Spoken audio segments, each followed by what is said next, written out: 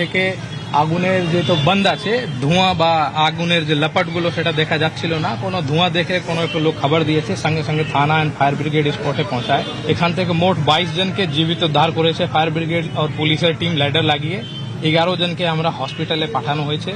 11 জন যাদেরকে হসপিটালে পাঠানো হয়েছে ওখান থেকে 2 জন প্রায় সুস্থ আছেন, 1 জনকে ট্রিটমেন্টের পরে ডাক্তার বাবু ডিসচার্জ দিয়েছেন আর একজন ভদ্র মহিলা ওনাকে ট্রিটমেন্টের জন্য উনি রিকোয়েস্ট করছিলেন একটা প্রাইভেট নার্সিং হোমে ওনাকে ওখানে পাঠানো হয়েছে। আর 2 জন চিকিৎসাধীন আছে। এন্ড খুব দুঃখের ঘটনা কি 7 জন মারা গেছেন, আহত হয়েছেন।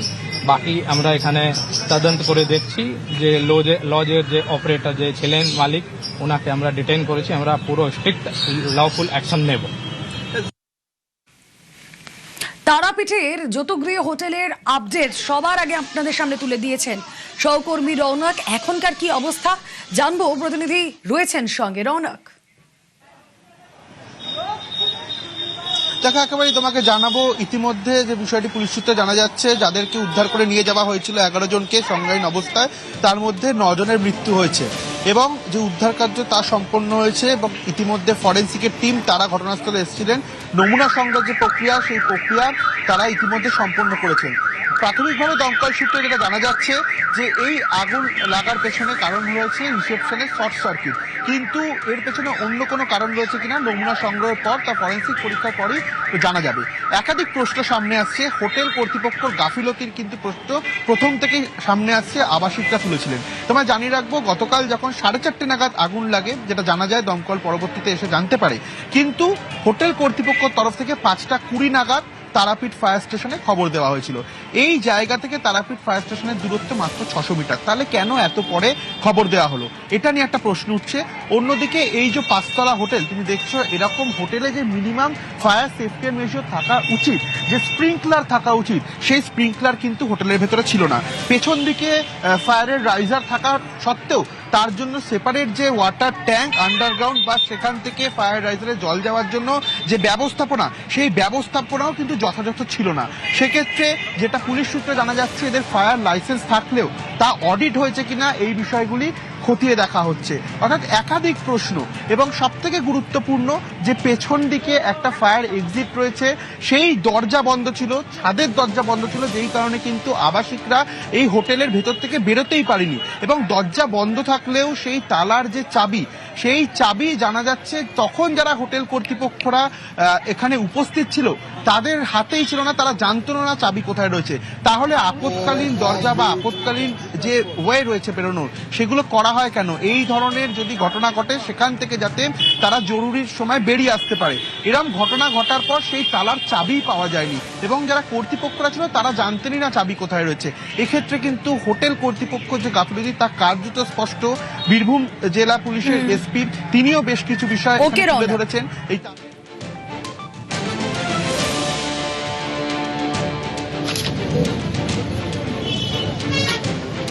আমরা 4টে 4:30 সময় উঠে মানে দেখছি পটপট করে আওয়াজ হচ্ছে আর প্রচণ্ড ভিতরে ধোঁয়া।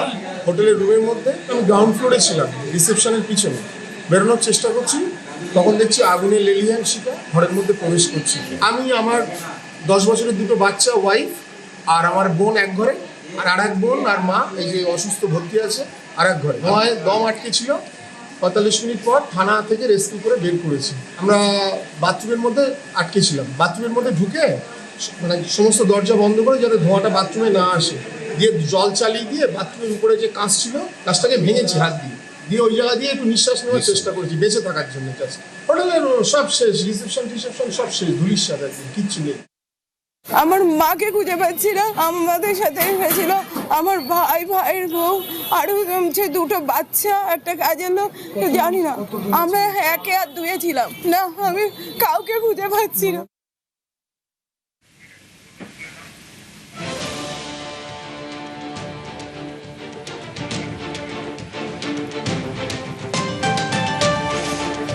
আগুনে পুড়ে 9 জনের মৃত্যু, এর দায় কার?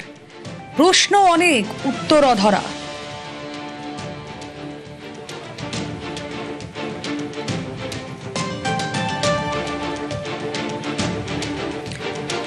ফায়ার অ্যালার্ম বাজেনি বলে অভিযোগ, ছাদের দরজা বন্ধ থাকায় ধোঁয়া বেরোতে পারেনি, ইমার্জেন্সি গেট বন্ধ ছিল বলে অভিযোগ, রিসেপশন দিয়ে বেরোতে গিয়ে অগ্নিদগ্ধ অনেকে, আগুন নেভানোর ব্যবস্থা যথাযথ ছিল না বলে অভিযোগ।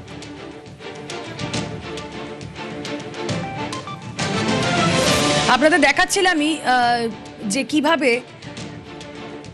এআই ভিডিওর মাধ্যমে আপনাদেরকে দেখাচ্ছিলাম কিভাবে চেষ্টা করেছেন হয়তো যারা হোটেলে আটকে পড়েছিলেন, ছাদের দরজা বন্ধ ছিল, কাজ করেনি ফায়ার অ্যালার্ম, তারা ইমার্জেন্সি দরজাও দেখেন বন্ধ, তারা বেরোতে পারেননি।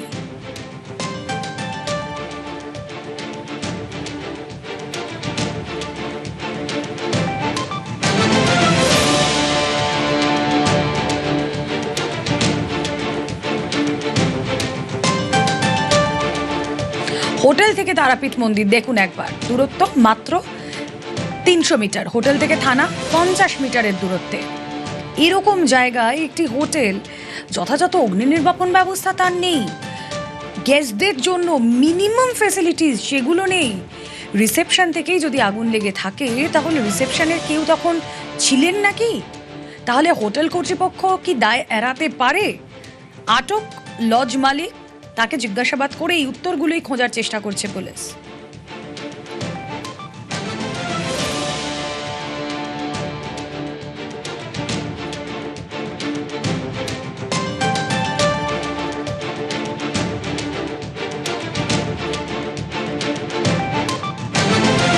দিদি কখন কোন জায়গাটা ছিল? আমরা 3 মঞ্জিলে ছিলাম, থার্ড ফ্লোর বলে নাকি, ওখানেই ছিলাম আমরা 3 মঞ্জিলে। যখন আগুন লেগেছিল তখন কোন রকম ফায়ার অ্যালার্ম বা কোন রকম সাউন্ড শুনতে পেরেছিলেন? না, আমরা কোনো সাউন্ড শুনতে পাইনি।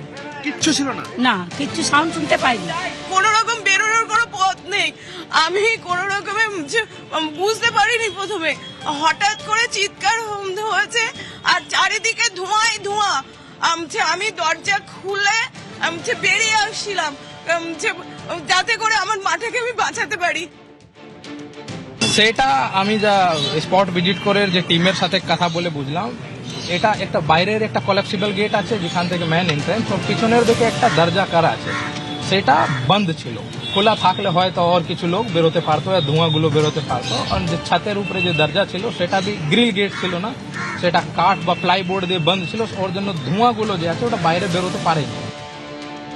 যদি সত্যি তো গেট বন্ধ ছিল, সেকেন্ড গেট, তাহলে খুব অন্যায় হয়েছে, বা সেটা খোলা থাকলে হয়তো কিছু জন বাঁচতো বা বেরিয়ে আসতে পারতো। সেটাও নিয়ে বিষয়টা নিয়ে আমরা পরবর্তীকালে অন্যান্য হোটেল মালিকদেরকে অ্যালার্ট করব, যাতে কিছু হলে পিছন দিকে অন্য গেট দিয়ে বেরিয়ে যাওয়ার ব্যবস্থা করতে পারে, এমার্জেন্সি গেট বা এই অগ্নি নির্বাহ ব্যবস্থা বা অন্যান্য সেফটি, যাত্রীদের যেটা সেফটি সে যতটা উন্নত করতে পারা যায় তাই নিয়ে আমরা চেষ্টা করব। বিজেপি বিধায়ক ধ্রুব সাহা কি বলছেন? অ্যালার্ম বাজেনি, অ্যালার্ম সিস্টেমটাই বন্ধ ছিল। এখন দেখুন এই ধরনের ঘটনাগুলো টিআরডিএ ঘটিয়েছে, টাকা নিয়ে সমস্ত হোটেলের পারমিশন দিয়েছে, হোটেলগুলোকে এই ধরনের ঘটনা ঘটাটা অত্যন্ত ঘটনা ঘটেছে, এবং এই ঘটনাগুলো ঘটার জন্য টিআরডিএই দায়ী। এইটাই তো টিআরডিএ দুর্নীতি, এইটাই টিআরডিএ দুর্নীতি। আজকে এতজন প্রাণ গেল, এরপরেও যদি প্রমাণ করতে হয় টিআরডিএ কি করেছে, তো এটা আর কি বলবো।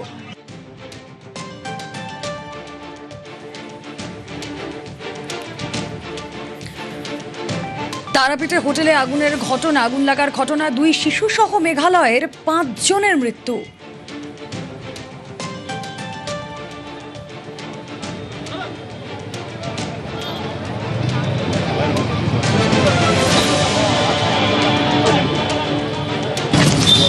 এখন পরিস্থিতিটা খারাপ হচ্ছে। দেখুন, আহত একজন তো মারা গেছে, আর একজনের অবস্থা মরণাপন্ন, পুরোটা 100% বার্ন। এখন চেষ্টা চলছে, বোর্ড গঠন হয়েছে, 8 জন হয়ে গেছে। মর্মান্তিক ঘটনা, মাননীয় মুখ্যমন্ত্রী পুরো বিষয়টা নজরে রাখছেন। সরকার মৃত পরিবারের সঙ্গে আছে, যারা মারা গেছে মেঘালয় আলিপুরদুয়ার এই জায়গায় বাড়ি। সরকারের পক্ষ থেকে তাদের বাড়িতে মৃতদেহের বডি পৌঁছে দেওয়ার দায়িত্ব আমাদের সরকার নিয়েছে।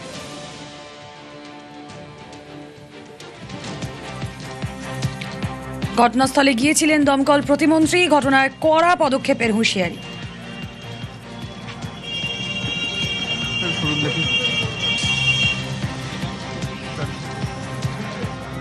মাননীয় মুখ্যমন্ত্রীর নির্দেশে যারা যে সমস্ত ব্যক্তিরা মারা গেছেন তাদের জন্য আমরা ডিএম ফান্ড থেকে, ডিস্ট্রিক্ট ফান্ড থেকে আমরা তাদেরকে 4 লাখ টাকা করে দেব। আর সেই সমস্ত ব্যক্তিদের, মৃত ব্যক্তিদেরকে মুখ্যমন্ত্রী যে ত্রাণ তহবিল আছে সেখান থেকে আরও অতিরিক্ত 5 লাখ টাকা করে দেওয়া হবে। আর আহতদের জন্য 2 লাখ টাকা করে দেওয়া হবে। মুখ্যমন্ত্রী এটা আমাকে জানিয়েছেন আপনাদের সামনে ঘোষণা করার জন্য। পরবর্তীতে মুখ্যমন্ত্রী নিজেও ঘোষণা করবেন।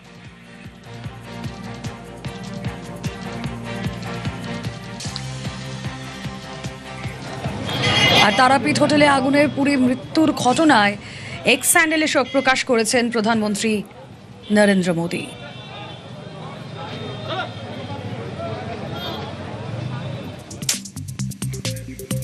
বীরভূমে মর্মান্তিক দুর্ঘটনার কারণে প্রধানমন্ত্রী জাতীয় ত্রাণ তহবিল থেকে প্রত্যেকের জন্য সাহায্য ঘোষণা প্রধানমন্ত্রীর দপ্তর থেকে, পিএমও থেকে এক্সপোস্ট করে জানানো হয়েছে।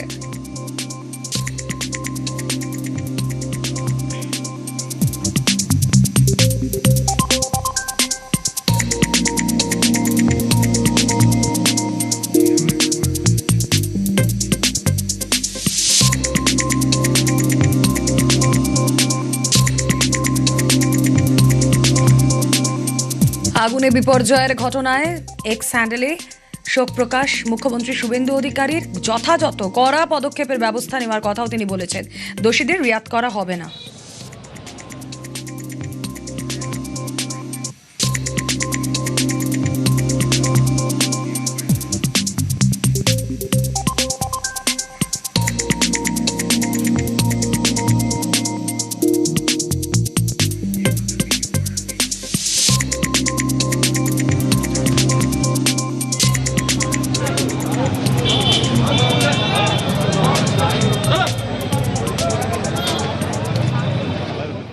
আমি সকাল থেকে মনিটরিং করেছি। আমাদের থ্যাঙ্কস টু লোকাল পুলিশ অনেক মানুষকে বাঁচিয়েছে, প্রায় 22 জনকে বাঁচিয়েছে তারা। তার মধ্যে বেশ 7-8 জন মারা গেছেন। মেঘালয়ের কয়েকজন আছে, আলিপুরদুয়ারের কয়েকজন। আমরা সমস্ত রকম মেঘালয় গভর্নমেন্টের সঙ্গেও আমি কথা বলেছি। আলিপুরদুয়ারের এমএলএ পরিতোষ দাস, এমপি মনোজ টিগ্গা, তারা কাজ করছে ওখানে। সামনে কৌশিকী অমাবস্যা আছে। আমি ডিস্ট্রিক্ট ম্যাজিস্ট্রেটকে বলেছি। ফায়ার ডিপার্টমেন্টের এমওএস কৌশিক চৌধুরী, এমএলএ ধ্রুব শাহ ওখানে আছে।